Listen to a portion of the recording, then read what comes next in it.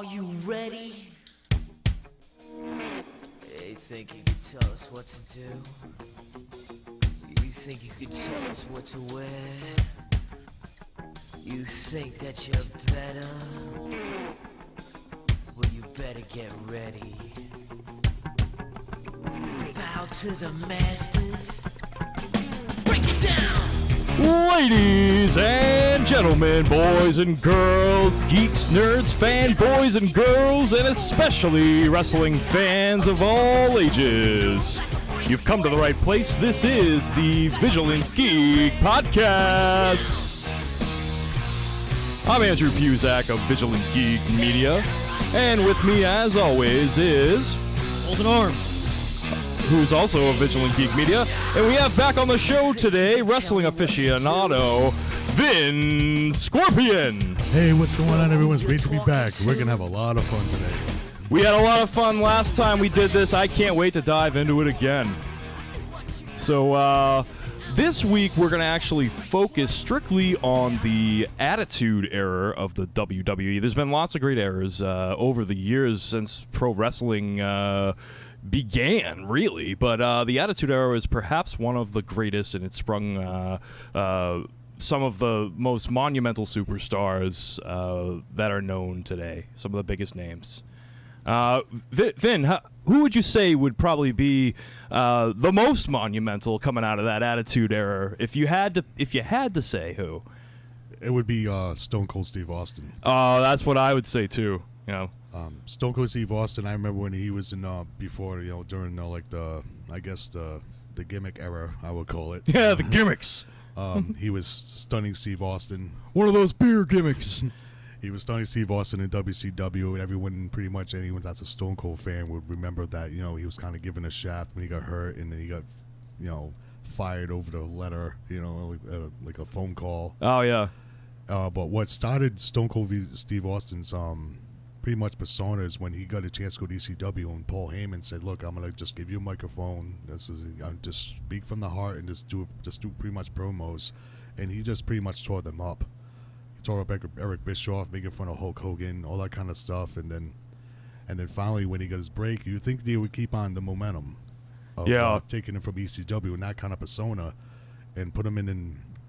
And they gave him a mouthpiece of the $1 Million Man Ted DiBiase, and then became the Ringmaster. That's right. I remember that. That was back when Austin had hair, right? He had kind of like a crew cut. Yeah. He was and he used the $1 Million Dream as his move. And then after a while, Ted DiBiase's contract ended up, and he was trying to come up with a good nickname. And he's like, you know what? Because he saw this guy called the Iceman, and he was like a big. I guess he was a murderer or something like that, or a serial killer. But no, I think a movie came out pretty recently. The guy who played Zod, Michael Shannon. He played this really famous hitman known as the Iceman, and he would go ahead and he'd practice killing people like randomly and stuff. Like he'd see people and then he'd like spray some cyanide on the dog's collar, and then they'd find like the owner dead later, and wow, and that's he just devious. practiced that stuff, and like eventually became so unhinged that the mob like had to all right, this guy's like way too unpredictable. Like we need him locked away, and that would actually make a seriously awesome graphic novel. Not to steer things away into comic books, because we do that enough around here. But taking it loosely based off of that story, and just talk. People are like interested in serial killers for some reason. I don't know why, but everybody loves watching them on TV, and the specials they have and the stories, Most Wanted, this and that, and they love murder mysteries. But it's real life and it's horrifying, yet these same people won't watch horror movies that are fake, with zombies and that's scary, but this shit, this is real life, and people are killing each other every day, and America loves it. It's a little fucked if you ask me, but anyways, getting back to WWE. and on that, he told Vince McMahon, he's like, look, I don't really think I'm the Ringmaster, and He's like, let me give you. He's like, I want somebody that's like, I saw this guy, the Iceman. So Vince McMahon is like faxing him over these names like Luther Von Frost and, Luther Von. He was probably listening to some Luther Vandross or something while he was banging his wife. But it's funny that you bring up his wife because his wife is just like I believe I don't know which number wife he has. He's had numerous ones, like more like I think most wrestlers have. And so she came up. She said, "Why don't you drink your tea before it gets stone cold?" And then he's like, "That's it. That's your name. You're Stone Cold Steve Austin." And that you could see the Attitude Era starting to come around a little bit because you saw Shawn Michaels and Triple H back in the day. Well, even though it was just name was Hunter Hearst Helmsley, and then and eventually they just changed the name to Triple H. You kind of saw people starting to do their own thing, starting to do. And ECW, I believe that ECW pretty much is. If ECW wasn't around, there would not be an Attitude Era. No, there certainly wouldn't. I mean, they were doing all the crazy hardcore stuff that was just blowing people's minds before it hit the mainstream. Mm-hmm. Which WWE is just the mainstream. So what year did the Attitude Era start? The Attitude Era pretty much officially started in 1996. It started moving her up, but in 97, that's pretty much what it took hold. But in 1996, the best promo that I could ever hear was when Stone Cold Steve Austin won King of the Ring. And the story behind that promo is that when he got injured by Mark Mero in the semifinal match, he busted open his inside of his mouth, so he had to go to the emergency room and get stitched up. You should have just washed it down with some beer. It probably would have burned, son, but hey, it's a good burn, baby. And that's spot on, by the way. Anyways, I appreciate it.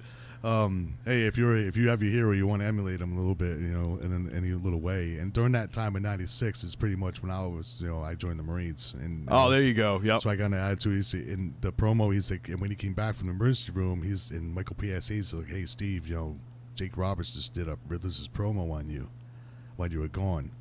He's like, what are you gonna say? He's like, he probably said, well, I'm gonna wing it or anything like that. Yeah. So as soon as he beat him, he got up there and he had this cool music. He still had the Ringmaster music, but it was like kind of like devious and you wait for Michael Myers to come out or something like that.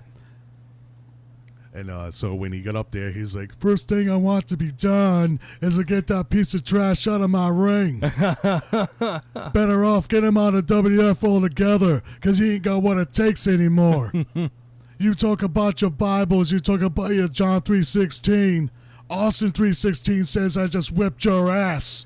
And then that was born, the whole 316 thing, and there was T-shirts and all sorts of merch, and it was great. Then very next day, they had signs up saying Austin 316 because Stone Cold said so. It just took off because Steve Austin, and during the Attitude Era, people weren't. The gimmicks was dead. Nobody liked the good guys anymore. Yeah, and well, pretty much if the NWO didn't get on board, and that was like I believe they started that in 1996. And when Hulk Hogan turned heel and surprised everybody because he was always been the ultimate good guy. They started running. They started running with that, and then they're like, "Oh, we need to do something here."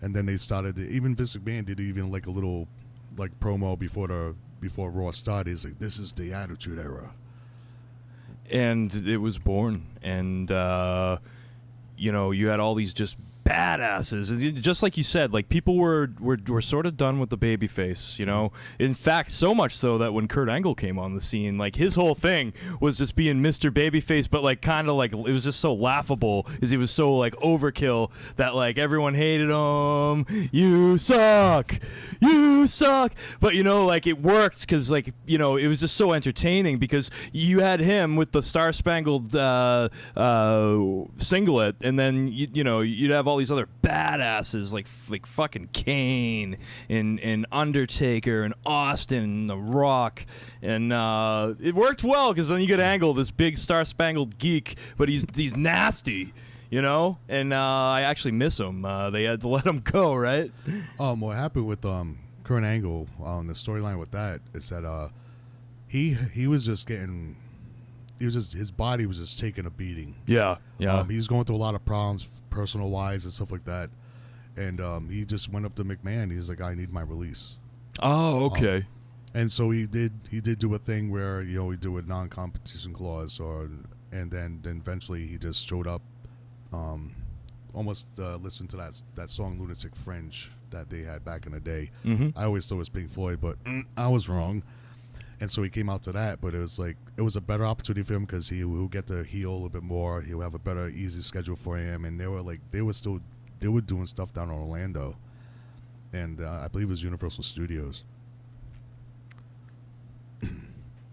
Yeah. Yeah. Well, they have like a big event, a big pay-per-view, or was it just like Raw or something like that? No, it was just like their the TNA wrestling. That was just okay. where they were kind of headquartered out of, because Yeah.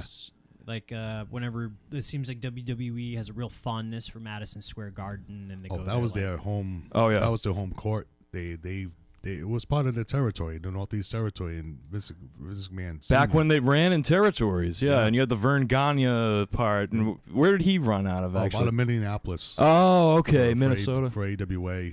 AWA, that's right, yeah. Then you had the USWA, you had Florida Championship Wrestling, NW, and basically a lot of the main territories was the National Wrestling Alliance.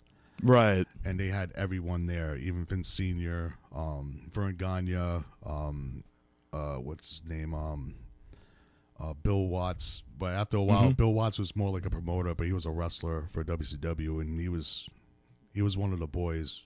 Yeah, sure, yeah. So let's get into some monumental matches and monumental title wins, perhaps, from the Attitude Era. Let's talk about who held the belt, when, and who took it from him. Let's start with some of those good stories, because there's been so many monumental title matches that come out of that era. So, I mean, that leaves us with a plethora here of... So let's first, why don't we say, hey, Vin, what was your most memorable title match from the Attitude Era that you can remember the best? Basically when the monumental match was WrestleMania 14.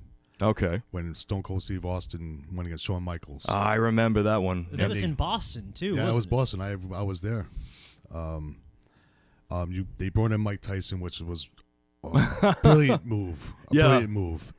He's a guest referee, right? Yeah, it was like the special enforcer of it. And then right. It was just like at the time where this was the first time that Stone Cold was going to get his major run. No cheap shots, guys. Everybody play nice, okay?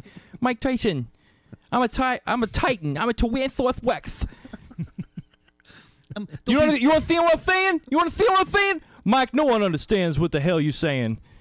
Anyways, yeah, And continue. So Mike Tyson comes out after, and he has his own little entourage, and all of a sudden he has a glass break, and Stone Cold comes out. And you're like, oh, and McMahon just sitting there like, what is he going to do? And he's like, if you can't pay attention, what if you understand what I'm saying right now, I got some signs for you. And he gets in a double bird salute, and, and Mike Tyson's like, what, you're gonna flip me off? And he pushes him, and so he pushes him back, but all his money starts flying out. You see his entourage like, go grab the money. And McMahon's like, you ruined everything. And it was a good setup too, to how like, but Shawn Michaels his back was at the point he was leaving. Right. And a lot of part of his back was hurt because when he had a casket match with the Undertaker, and Undertaker back body dropped him over the top rope, and the small of his back hit the casket. How many times did he? Well, I know he had the one major operation where he got his vertebrae fused, and that's when. And when he recovered from that, he was the commissioner of Raw for a while. Yeah, that was a cool time. And that's probably when I first started like wrestling like seriously. And when he won the match, I believe the referee got knocked out. When it's always that little cliche, storyline. Oh, the referee's knocked out. Oh yeah, why does that happen so often? Well, it's wrestling, so it's believable to a point. But the goddamn ref. Let's get the ref. I don't know, a helmet or something. Give him some balls. It's some balls. You just bumped me, knocked out for 2 hours. I'm like, what? You tired? You need a nap, you asshole? Yeah. Just enough time so that somebody can cheat. But it was just awesome how he did it, and he had the title for so long, and Vince McMahon tried to want to make him a corporate champion. He came out in a suit. Oh yeah, he's like, "This is the last time I wear this piece of trash for a suit. And he ripped off it, and of anyone in that Attitude Era, when Stone Cold would admit that Vince McMahon was his favorite opponent. Because he would Vince McMahon don't care. He'll take a bump when he doesn't have to. When he got his head bumped off the top of the steel cage, it was before WrestleMania 15, and now this time The Rock was the champion. Okay, yeah. And he was the corporate champion. The corporate champion, I remember that. Yeah, how did he win that? I remember Stone Cold had it, and then they found a way to strip him of the belt, and then did they have a tournament, and then they gave it to The Rock? I believe it was in the Survivor Series, the End Game, where The Rock won it. I could be wrong. I don't want to give false information out there. This is why WWE Network's so good. I know you can get it for $9.99. If you're a wrestling fan, it's not a bad deal at all. For all the content that they got there, it's pretty incredible. And they have a special channel just for the Attitude Era. So anyone that's watching has never seen, you want to watch anything that we're talking about, just go right down there. I was like, I would just binge watch Attitude Era. Oh, Jesus! You can watch every Raw now, even during that time. Yeah. I remember it was just a big emotional roller coaster because, when Triple H was face, he could never get the belt, and every time he turned heel, he was always strapping that motherfucker on. Yeah. Oh, yeah. So it was just it was torn because half the time I wanted him to have the belt when he was face, but then as soon as he turned heel, it was and then eventually I just got sick and tired of faces altogether because, there's just not enough of good faces out there. It's really hard to be a face. I'd say one of the last really great faces. I mean, The Rock was a good face when he was a face, but I'd say the last really monumental face was Bret Hitman Hart. Mm-hmm. I mean, he was a face you could get behind. That doesn't sound really. It sounds kind of weird, I know, but no, like a face wrestler that you could really just this guy kicks ass. He's got momentum. He is the king of submission moves. He make anybody tap out. Sharpshooter. I mean, Bret Hitman Hart was, and then after him, I mean, there were other decent faces. That's the one that really sticks out for me. So what was the one Attitude Era match that you had that caught your eye? One match. There's so many good ones. You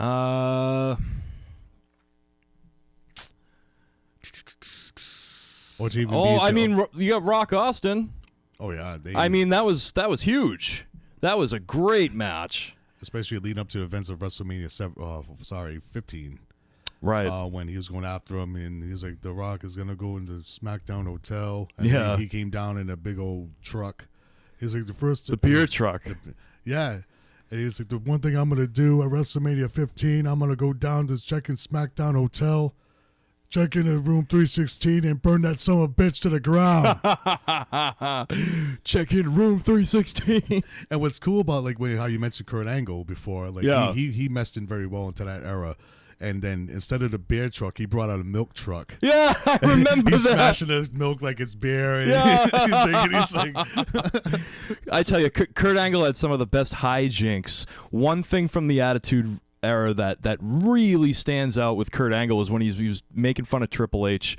I think Angle had the belt and Triple H was coming for it. I'm pretty sure.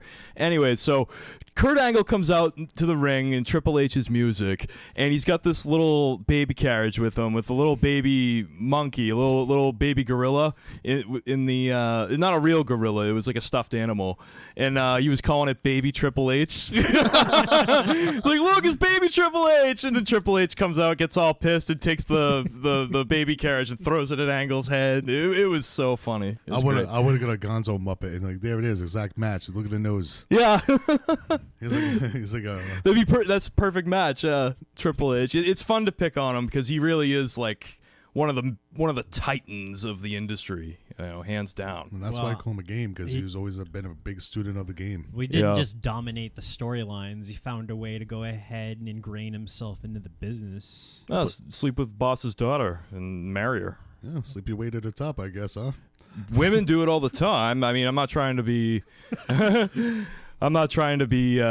chauvinistic. That was just a joke. But no, I mean, it worked for him. Look at him now. He's now the COO. Yeah. Of Actually, I think his correct title was like Vice President of Talent. Vince probably made that title for him. Yeah. Well, he was, remember before, the man who was hey, I'm John Laurinaitis, Executive Vice President of Talent Relations. Yeah. John Laryngitis. Oh man. So I guess I wanted to know what everyone was up to during the Attitude Era. I guess that's a good transition. Yeah, during the Attitude Era, I was in high school, and I was an angry kid. Did a lot of played a lot of contact sports. Played football, wrestled. I actually was a varsity wrestler 4 years. And I lifted a ton of weights, and I basically I wanted to be The Rock. I shaved my sideburns like The Rock. I was trying to get as big as The Rock, which is impossible. I was trying to talk like him. I eventually got the people's eyebrow down. Like it was getting scary. I just had to go sit in a tanning bed, and I'd be The Rock. Well, except for the muscles, I mean, it was too tough to. I mean, The Rock. He works out like 6 hours a day. I don't have time for that. Yeah, that's part of it. Yeah, to cut like into your sleeping schedule. Well, especially nowadays, yeah. But I just remember I was just so into it. It was just I didn't miss an episode of Raw or SmackDown. Like I'd be lifting weights while watching it, being like, "Yeah, I'm The Rock," So that was my spiel. What about you, Vin? I was in the Marine Corps. That's right. I just finally went in the Marine Corps, and it was really cool because I kind of had the attitude, you're not going to tell me what to do. And people are like, you're in the Marine Corps, you're going to be told what to do. I'm like, no, I'll just take an advisement. Other than that, I'm going to tell you to screw. Yeah. And it's like a part of me, like when I first went into the military and I was watching wrestling, I was very, and it's hard to believe for people that do know me that I was very kind of introverted. I only talk when I'm spoken to, or sometimes I'll put out a smart crack. But the people that knew me, they're like, especially the job I had, which I'm not going to disclose, where they were like, you're an entertaining dude, why don't you just keep on doing that? I was like, well, if you really want me to do this, I will. And so one little incident that happened, I always gave my manager crap, and his name was Joe, and I used to call him the Hamburglar and all that kind of stuff because it looked like the dude. Yeah. I'm like, he waddled like the hamburger. Every time we walked by, I'm like, rubble. Yeah. But it's just like they helped me break me out of my shell, and then it's like we had that common ground. Like before the Attitude Era came around, not many people would admit they were a wrestling fan. It's like admitting like you like Wham. Okay, interesting. It's like I was a kid before that, so I wouldn't know. Like I watched it as a kid, and I guess when you're a kid, you don't really care what Sometimes I guess like you care what people say, but I don't think anybody really cared if you watch wrestling. But I'm sure it's different, when you're not a kid. So I that's interesting because I didn't really know that. Because now wrestling was cool. Yeah. And, yeah. No, I remember that. I didn't because I remember I used to watch it off and on, and I was like in middle school, high school around that time, and then everyone was into it in high school. Everybody was into it. Like freaking, it was like when I was much younger, like in the 4th grade, everyone would watch the episode of The Simpsons from the night before, and everyone would talk about it and do impersonations over by the coat rack. In high school, I don't know. I never went anywhere near my locker in high school. I carried around like 40 pounds of books everywhere I went. Because I was just like, I can't be late. I can't be late for this class that I don't do homework in. Like I might as well gone to school like to be like a Final Fantasy VII like tour guide. Like, all right, up here, this is where we breed all our chocobos. So last night we finally made a breakthrough. Finally bred our very first ocean chocobo. He can walk on the ocean and over mountains and everything. And now I got the sweet materia that you don't know what it is. And it was during that time when I was like breaking out of my shell. And that's when I became who I was. That's a little bit more better. And so that's the great thing about the Attitude Era. Everyone became, if you have a little bit of realness in yourself, and that's what Stone Cold was. He always kept me when he just said, hey, I just want to be myself. Just let me have a little bit of realness in there so people can relate. Like he was never really a face. He was just the anti-hero, right? Anti-establishment, and even when I was in the military, they would tell me what to do. I'd be like, I ain't doing that shit. I'm like, suck it. Stone Cold wouldn't do it. Why should I? It's good. Like, hey, he don't do shit. He gets away with it. He flips off his boss. I'm like, how many times I wanted to stun a lieutenant? He runs his boss over with his 4-wheeler. I remember when Austin was riding his 4-wheeler all over Vince's limousine. Vince is like in the back of the limousine crying. He's revving the engine, all that exhaust coming down. Yeah, he's choking him to death. How many years of his life got shaved off because of that stunt? Think of how many years of Vince's life Stone Cold has probably shaved off just with all of his antics. I think like Vince will die when he's good and ready. Yeah, I think you're right. He's just so stubborn. But he's that was jacked. He is like. I remember back in the day, he was helping Hulk Hogan do like an infomercial, and like Vince's arms were bigger than Hogan's, and it was it was like, whoa. I mean, he's always what was it? The Hulk Hogan sandwich maker, or was it the toaster? I think it was like a juicer. Well, no pun intended, right? Take your vitamins, brother. Yeah, that was a big black eye for him, and then he kind of just faded off, and then he went to WCW and turned heel. But yeah, like a lot of the crazy promos and stunts that they did in the Attitude Era was amazing, and they probably never get away with it now because a lot of the talent just doesn't want to do like life-threatening things, but like. They'd bring in real-world stuff in order to go ahead and augment the show. So, like, they'd have, like, people being attacked by a beer truck or Vince coughing on fumes or... From the 4-wheeler. Like, I think, like, they've used, like, forklifts a couple times. Oh, yeah. Yes, and the WrestleMania 14, it was Cactus Jack and Chainsaw Charlie against the New Age Outlaws. Oh, yeah, I remember that, too. That was awesome. I remember when New Age Outlaws got together. When Road Dogg was out there, and at the time, Badass Billy Gunn. He wasn't even known as Badass Billy Gunn. He was known as Rockabilly. He had the Honky Tonk Man as his manager. No shit. Did he? He's gone so many different characters. I remember when I first saw him, he was Mr. Ass. No, he was with That's another Bart Gunn, the Smoking Guns. Bart Gunn. He was with the Smoking Guns. Yeah. Oh, and eventually they had Sonny as their manager. But every time, like she was like so much of a bad person, not a bad person, but her character, she was like, whoever had to tell you, I'm jumping ship to them. Yeah, she was a fair weather wrestling girl. Yeah, I'll say she's a damn fair weather hussy. Yeah. She's a gold digger. She where the gold goes, you son of a bitch. Well, yeah, that's actually more accurate. She's a gold digger, and but she played the part well. Yeah. And it's like she had that quote, like, whatever Sonny wants, Sonny gets. Yeah, that's right. And Vince McMahon be sound like the biggest hornbow. Oh yeah, look at Sonny, she's incredible looking. Now take that blouse off and bark like a dog. They don't even have that on YouTube anymore. I guess it was catching so much heat that they removed it. Nobody wants to see an old man flirt with a girl. He was even flirting. He was like flat out just degrading her in the ring. Take that blouse off, bark like a dog. And like, and she was doing it. It's crazy. Yeah, and then he did a lot of angry interviews with, like he totally did like 5 kayfabe interviews immediately after that. Like, what's the effect of professional wrestling having on our youth? It's like, I don't know. I think it's just entertaining them. Like, you can't just go like, if you're gonna hit someone with a chair, that's a premeditated act. You're not just like, this get in my hand. Swing. Oh shit! I did that on accident. Sorry. They're like, I'm sorry. It was just there. I don't know what happened. It must be freaking. It must have to be the entertainment industry's fault. Yeah, I mean, at a certain point, you have to pretty much agree that it's just part of the human condition, especially in this country. People want to see. They want to be entertained, and what entertains people, especially in this country? Violence, sex, and Pokemon Go. And Pokemon Go. It has, yeah. The only reason I'm not playing that is because my phone's not good enough.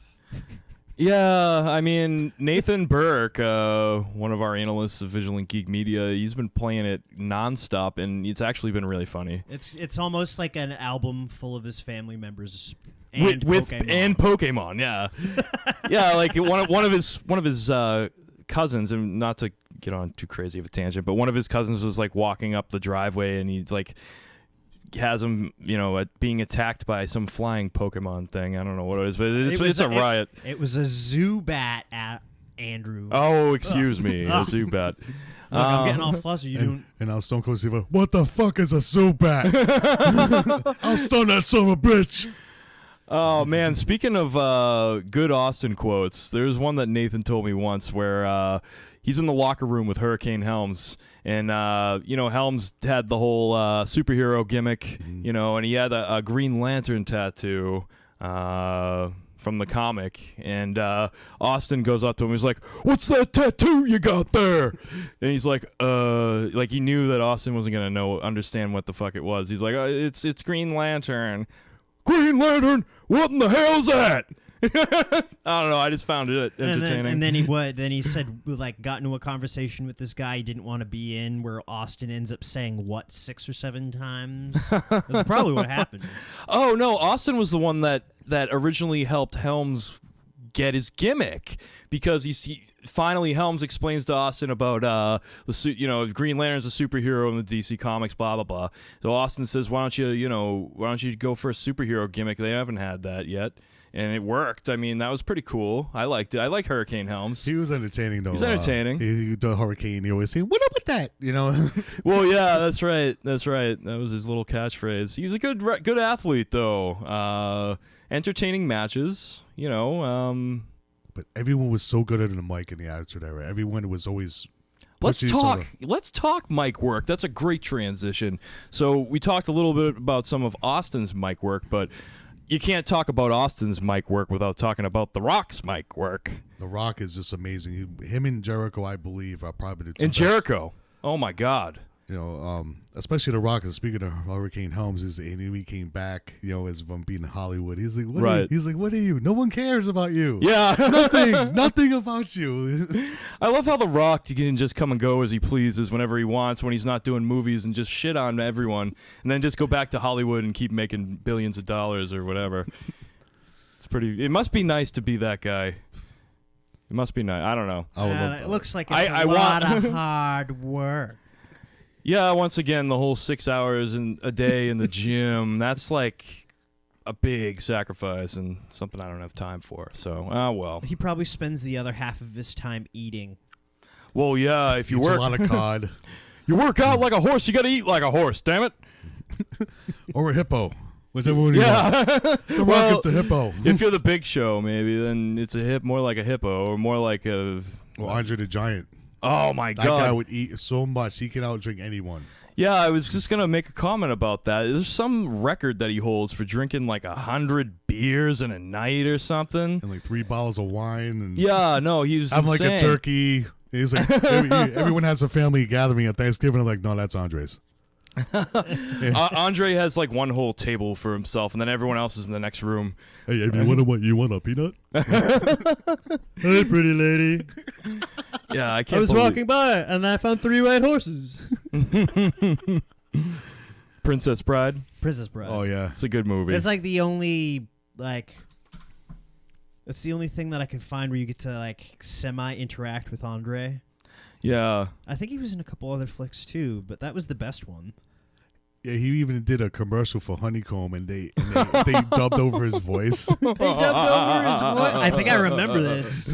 He played a giant. Yeah. He's shaking this kid's treehouse. Yeah, he was dressed as the giant he was in Princess Bride, and that's when it came around. And he's like, Honeycomb. He's like, he got big taste, and he's eating a cereal. He's like, and they're doing a thing. He's making these faces like, okay. Didn't he have a giant wooden spoon? Yes, he did.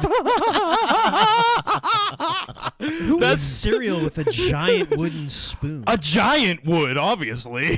I guess. Big flavor, big taste. The only difference between him and every kid watching Saturday morning television is that giant bowl of cereal. Hey, that's why I used to eat my cereal, big old bowl. Every child who grew up within the past 30 years or so knows the joy of finding the biggest bowl in the house and filling it with cereal and then eating it in front of the TV. That's where it's at. No, that's a true American tradition that no one talks about. Saturday morning cartoons. When 11 o'clock hit, I was turning over the Wrestling Challenge Yeah. wrestling superstars. Man, And, Saturday morning cartoons are deceased now, unfortunately. Yeah, I know. I miss going up to the days when you're watching Smurfs and Scooby Doo and the Snorks. And then if you waited long enough, they had this really cool live-action Swamp Thing show that would come on right after all the cartoons around like 11 a.m., and it was pretty sweet. I used to watch that too. Oh, nice. Yeah, like right after like, you know, your G.I. Joe, your Ninja Turtles, and everything else. Captain Planet. Then came that cool Swamp Thing feature, or series rather. Yeah, that was pretty neat. And then bowling came on after that, and that's when I had to go outside or do something else. Yeah. I cannot watch bowling. It's like watching golf. And I don't understand why people watch golf. I understand why people play golf. You know, it's a fun game to play, but to watch it, it's kind of like watching paint dry. I don't know. It's like another one of those niche things. I think it's almost comparable to boxing, because boxing is something that not very many people are into, and then the only people who really watch it are the people who are involved and enjoy the sport. Yeah. No, you're right. And then golf is much the same thing, although somehow golf still manages to get a crazy amount of money surrounding the sport, probably because you need to have a lot of money in order to play it. Yeah.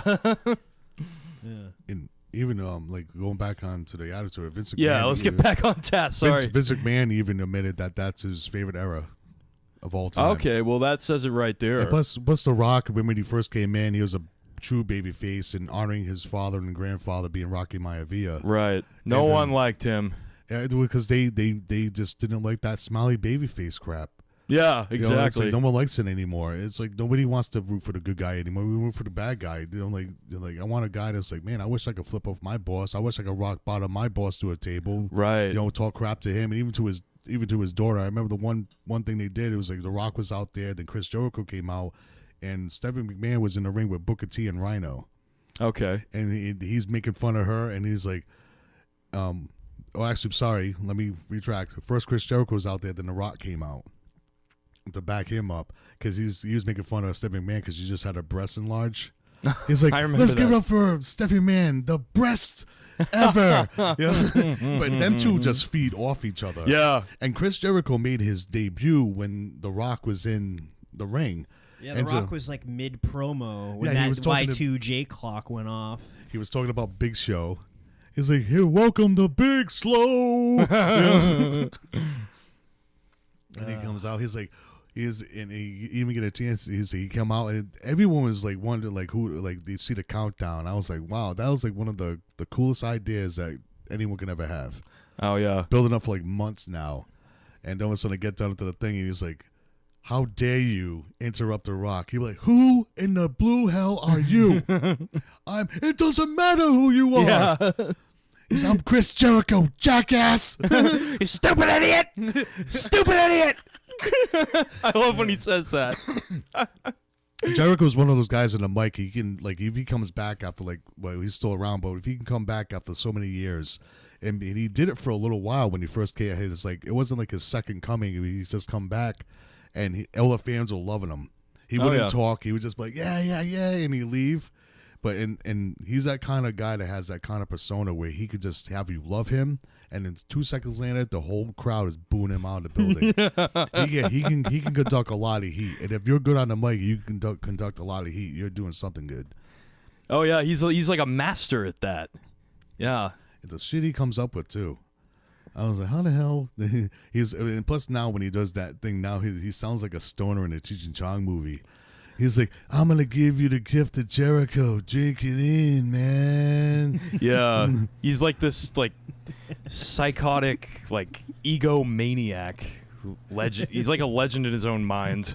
Oh, he is. He is, you know. Well, I mean, is, he yeah. is in his own right. I think he's just doing this like. Oh yeah, no, he is in his own right. Yeah. This like it's not even pompous. It's like delusional because he thinks he's like this gift to everybody. Oh, sort of like the delusions of grandeur I have in real life, right? Oh well, not like Jericho. I mean, Yeah, no. Oh, okay, Jericho. more like deluded then. yeah, we can go with that, Vin. Sure. No, Jericho is one of the most entertaining people in the business. You know, I I mean, he's not the most electrifying man in sports entertainment. Oh, hell no. Apparently, but actually, now it's the most electrifying man in all of entertainment. Right, because he's I actually just saw that new movie The Rock did with Kevin Hart. CIA. Oh, Central Intelligence. Yeah, it was actually really good. It was wicked funny. He plays like you think that The Rock is insane the whole movie because he's like he kidnaps Kevin Hart and he's like running from the feds, but it ends up being a mix-up and he's really in the CIA but wicked funny movie. I have to say the one thing about The Rock is, I mean, you could tell this back in the Attitude Era with his mic work, but he's just such a great actor. And I, for one, can't wait to see his performance as Black Adam in the Shazam movie whenever that comes out. That'll be cool. But, let's talk about any other mic workers here that we want to bring up from the Attitude Era. There's definitely more. Well, Shawn Michaels. Yep. D-Generation X. Let's see. Who else is really good at working the mic? Scott Hall, Triple Kevin H. Nash. Yeah, Scott Hall was great. They're around during the Attitude Era. Oh, it's not just WWE. When I watched WCW back in I used to flip back and forth, and all of a sudden I saw Scott Hall walking out. I'm like, he's doing the Razor Ramon gimmick. I'm like, what? And they had that thing. Oh, we're gonna start a war. And he even had the toothpick in his mouth. They're like, who's this? Who's this? I'm like, oh my god, the WWE. Well, now WWE is now they're invading. Right. And nobody knew. It's like he shows up. You know who I am, and you know why I'm here. You want a war? Now you got a war. That's awesome. Was he the first one to leave? He was the he wasn't during that time when first I think the first one to kind of jump ship mainly was Hulk Hogan, and then when Hulk Hogan left, they had to fill his spot with somebody. They ended up using Lex Luger. That's right. He was known as a narcissist, and all of a sudden he had this body slam challenge on the USS Intrepid. Wow. During Fleet Week. And then he comes in a helicopter, and he comes in the ring and body slams, and he was called the All-American Lex Luger because they wanted him to be like the next Hulk Hogan, which pretty much we all know what happened with that. Yeah. I remember the first match I ever saw with him. Somebody came out and did a work for him, and he pretty much did all his moves. The other guy never even scratched him. Then he gets him in the torture rack, and he just walks out of the ring. Lex Luger. It was really anticlimactic. But I mean, but then all of a sudden that's how Saturday morning and Sunday night Heat were. Like all it was just to showcase the All Stars while everyone else is working on their skills. But see, Lex Luger, he sprouted in the era where muscles were almost more important than moves in a way. Like you talk about like the Warrior and how dangerous he was in the ring, and Luger was one of those guys that just came out of a Gold's Gym, jacked as fuck, and got a contract. So. The Attitude Era was a little different. You had people like really talented, it was mic workers. It was homegrown talent. Homegrown talent too, yeah. So he just didn't really fit in with that, I think that was one of the best parts. It's kind of like when a sports franchise, a really successful one, all of a sudden they're letting a bunch of their own players go, and you're like, what are you, insane? Like you're gonna suck next year. I know. But then. Like, little did you know that in the farm system, you get these rookies who are just as good, only like they come on a little bit cheaper, which is like you get a little bit of bargain for them. But that's not why you like them. You like them because they came out of nowhere and they freaking saved your interest in this thing out of nowhere. So all of a sudden, you had guys who've been making names for themselves with years, and the old guard just up and takes Ted Turner's money and bounces to WCW, and all of a sudden, the stars were like. And there was so much pressure. All of a sudden, all these stars were born. Like Vince McMahon is probably the greatest character out of the entire Attitude Era because he had so much effect across the board. Then he was always on camera. Oh yeah. Then you got Stone Cold, Triple H, The Rock, Undertaker. He really established himself. Then Mick Foley goes ahead. He establishes himself as a legend. No longer are we talking about is he Mankind, is he Dude Love, is he Cactus Jack. All of a sudden, all of that stuff never even mattered anymore, and that's when people really started like becoming smarks. Because and Mick Foley really brought around that change because Those gimmicks don't matter anymore. Everyone knows he's Mick Foley. Everyone knows his history, everything that he's done. And it actually it brought in an era of like a smarter, more refined wrestling fan, because a lot of people were watching it for years and years and years, and all of a sudden, like, they know all this history, and they know exactly what the product is. They don't have any crazy ideas one way or the other about what it actually is. They had freedom creatively. They did that too, and then they took a lot of risks. That was one of the great things. Oh, you want to talk the matches that they came up with too, like Hell in a Cell. I was just gonna say something about like Hell in a Cell. Kind of reminded me of the old War Games.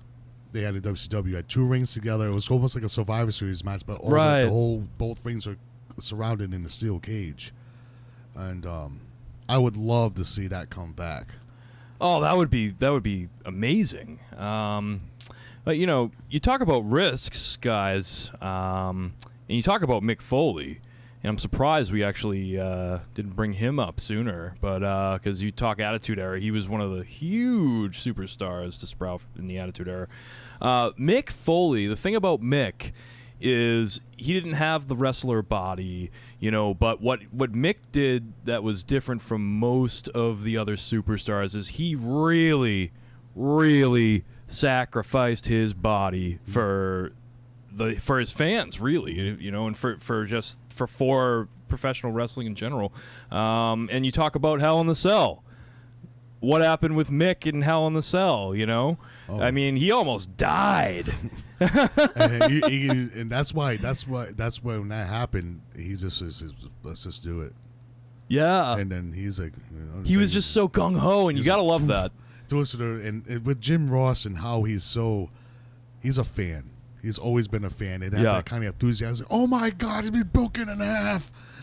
Yeah, they really tried to recreate that with the Shane and Undertaker match with the Hell in the Cell. That match was so. That good. was insanity. Because Shane McMahon has always been that type where he would do whatever it takes to entertain. I remember one time he jumped off the top of the Titantron up top of the, I believe it was the Big Show, and Test helped him. I don't know if you remember Test. I remember Test, sure. And after a while, he became, me and my testicles. I was like, why would you have that? It's like a bunch of groups. I'm like, these are my fans of testicles. I'm like, you call me a bunch of pair of nuts, you jerk. Oh, needless. He was probably trying to heel turn. Yeah. He had Stacy Keibler as his manager, and but it's like, I remember the first time I ever saw, like, I was kind of shocked is like when Lex Luger jumped ship. And they had their first Monday Night Show, and they were broadcasting it from the Mall of America. Oh, okay. And all of a sudden, Sting and Ric Flair were in the ring, and all of a sudden they stopped dead in their tracks. Like, who's that? Like, what's Lex Luger doing here? He's not supposed to be here. But his contract ended the day before at a pay-per-view, and the very next day, boom, he showed up at Monday Nitro. Wasn't he the wasn't he the world champion WWE at the time? I believe it was still Brett. Or did he just like lose it and then he just walked out and then walked He's on? never been champion. He never was. He never was champion in WWE, no. No? They never gave him the belt. Good. You never deserved it. He's like, good. Is Lex still alive? I thought I heard... he's actually going to be at shameless plug, the McCoy Stadium, July the 23rd. Oh, all right. It's big time wrestling, and Sting's going to be there. And yes, we are going. Woo! Wii U. And I have my things about Lex Luger, and I remember before, it's getting off topic with the Attitude Era, but it's like he was with Elizabeth when she passed away.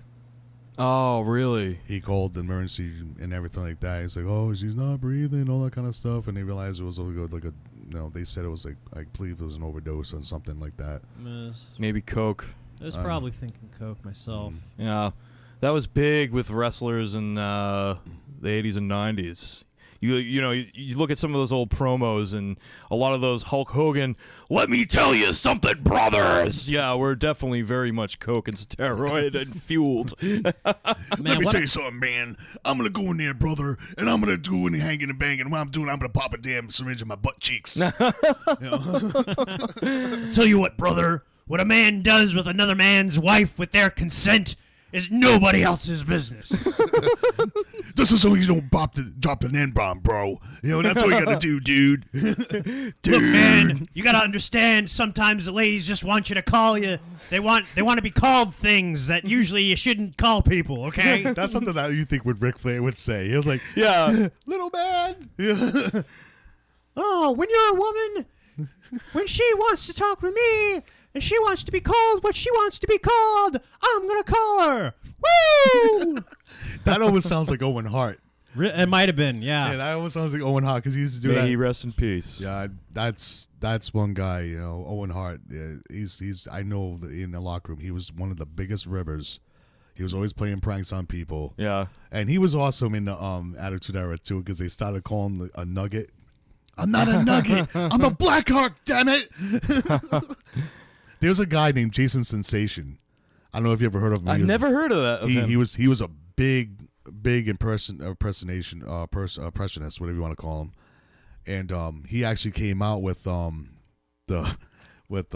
was part of, I believe he was friends with old DX, and when they did that little spoof on the Nation and Domination where the Rock was portrayed by Triple H, but he called him the Croc.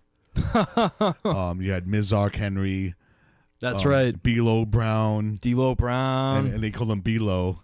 Oh, okay. And it was funny because X-Pac was dressed like Mark Henry, but he had to see, and in Triple H, he's like, let me ask you a question, Mark. How you get your pecs to go around your back like that?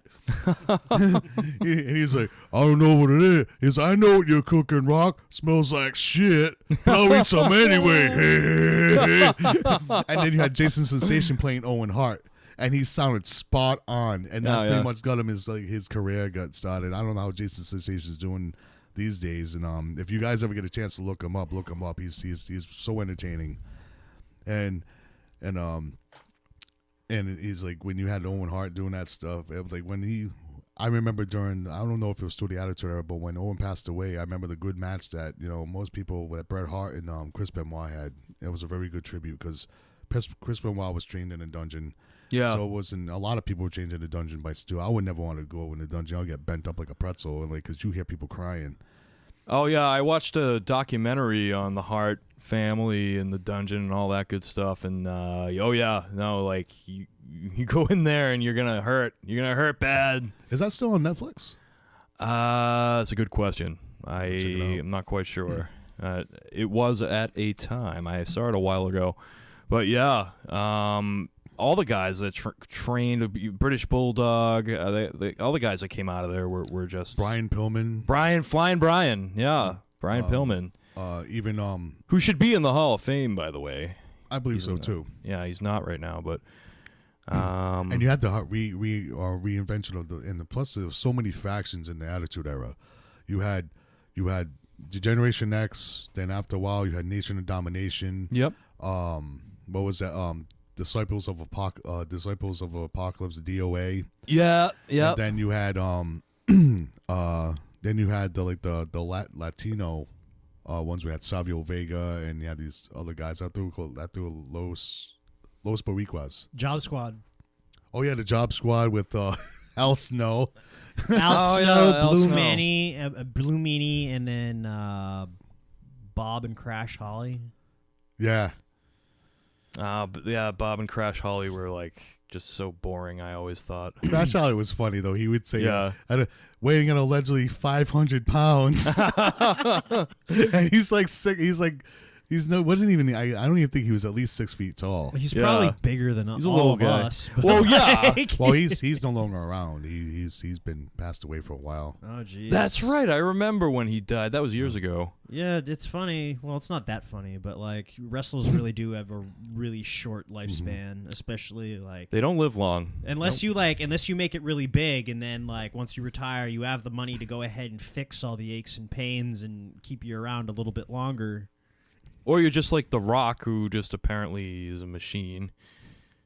I don't even think he was in the business long enough, really. Well, The Rock has always been part of the business. Well, I mean, he's been around Yeah, it, but yeah, he yeah. wrestled seriously for about a decade, and then he moved on to movies. Yeah. I got to assume that's enough time to, create some serious injuries. I don't know. He's Yeah, you can build up a lot of wear and tear over 10 years. I mean, honestly, I think 4 would be probably too much. Just look at The Undertaker. No matter how old he gets. Oh yeah. And he's one of the when Attitude came around, he had the Ministry. Yep. That was an awesome time to be an Undertaker fan because he just didn't care. Well, you find out how evil he really was. And he just evolved into everything. I remember like when he first came into Survivor Series as $1 Million Man Special, secret partner. And I knew who it was. I'm like, dude, that's me, Mark Callis. Yeah. And they're like, who's me, Mark Callis? I'm like, don't you watch wrestling at all? No, I just watch WWE. I'm like, and then when So what? Like the Undertaker had like the Baron Corbin gimmick before he. Oh no, I would never consider that with Baron Corbin, but he was just like an entity. And after a year, after him being introduced into the world as the Undertaker, a year later he beat Hulk Hogan at Survivor Series with the help of Ric Flair, of course. But it was just like that was it. He dominated for a year. He was rewarded that, and he didn't hold it on title too long because then they had a pay-per-view following. Like remember President Jack Tunney? Yep. I'm like, who's this dude? Yeah. And he's like the token. He's like the faux pas, president of WWF and all that kind of stuff. And then he issued a thing on Tuesday in Texas to be a rematch, and then that's when like Hulk Hogan regained his championship. Oh, okay, yeah. I remember what they called it at Survivor Series. It was the gravest challenge. Ooh, spooky. But he legitimately scared people. He scared little kids. I was scared of him. I was like, I forgot how, like 1990. I was probably like, well, they never played 12. with the supernatural before. Like people just thought it was sports entertainment, like straight up. Like people were watching it and expecting like there to be time, like actually time to be kept on the side of the ring when people were pinned. They don't put that kind of production value into making it seem like more of a sport. Now it's more they've kind of embraced the fact that they're theater, but that's mostly what they're focusing on. Well, but also back then, I mean, people were stupid and they didn't know that it was fake, and now everyone knows it's fake, so they have to present it that way as sports entertainment. That's really what it is. well, they didn't want to admit that it was fake. Exactly. They yeah. were like, okay. It's not fake. In regards to a sport, these guys are serious athletes, and the things that they can do, most people cannot do. They're almost like superheroes. Like it's all predetermined of who's gonna win. Yeah. that's the only thing that's not real. But the athleticism they put their bodies through, the shape you have to be. You could be in a ring shape, and I tell you, you have to have stamina. And I give a lot of credit to that. I'm like, I've always wanted to be a professional wrestler. I've always wanted it. I believe I do have the personality to do it, but it's like I waited too long. But I was like, well, I can do it if I really wanted to. Not that I'm actually one day you guys going to see me pop out on Monday Night Raw or anything like that. Well, there's other circuits. Oh yeah, and just take some gym time, I imagine.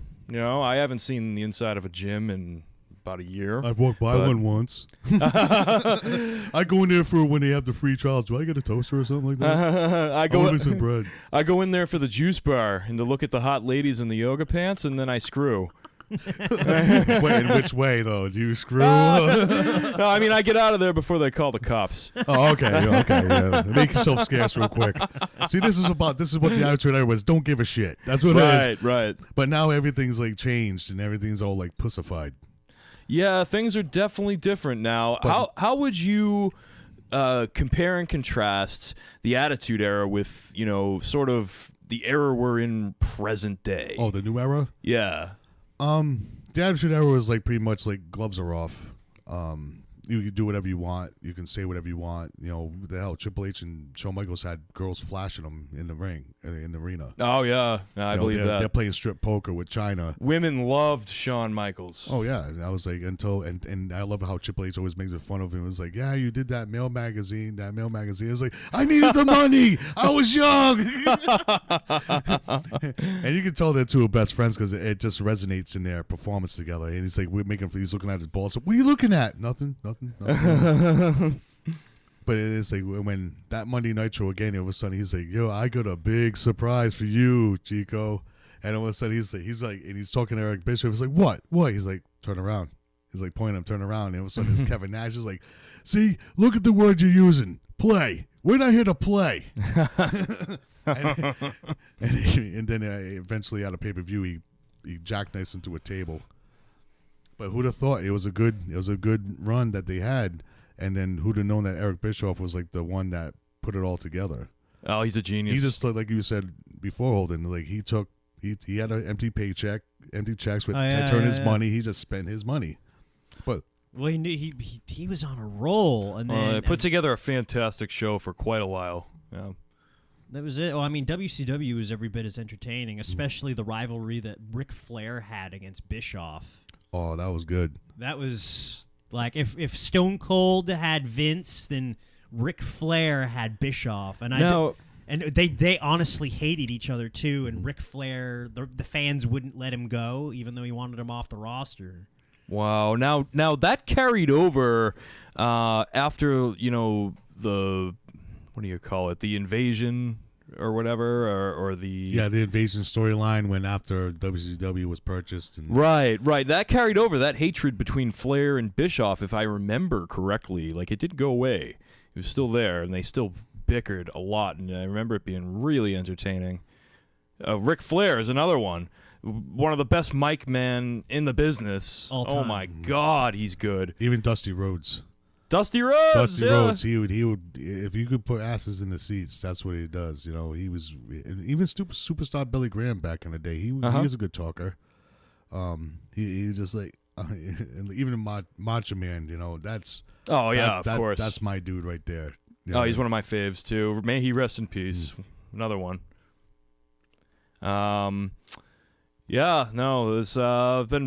This has been a very entertaining episode. I want to thank VIN Scorpion for being on the show. Vin, thank you for coming by again. And thanks, Vin. You're welcome. We're gonna do this. We're definitely gonna do this more frequently. Also, I want to thank Holden Orme, who's holding it down. He's holding it down, and he's also my comic book partner in crime too. That's right, because I know how to use the computer now. That's right. I'm Andrew PUZAK of Vigilant Geek Media, and this has been the Vigilant Geek Podcast.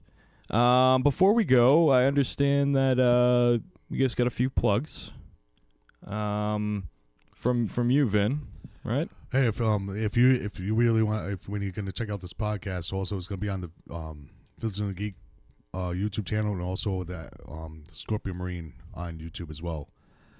Because I figured we can be like Andrew said earlier, be a simulcast. It has been exactly that. So go to Scorpio Marine on YouTube. And you can see Vin Scorpion's YouTube page as well, and it'll also be posted on the Vigilant Geek. So, thank you all for listening, and as always, stay vigilant! Think you're a big man? I'll treat you like you're a little man.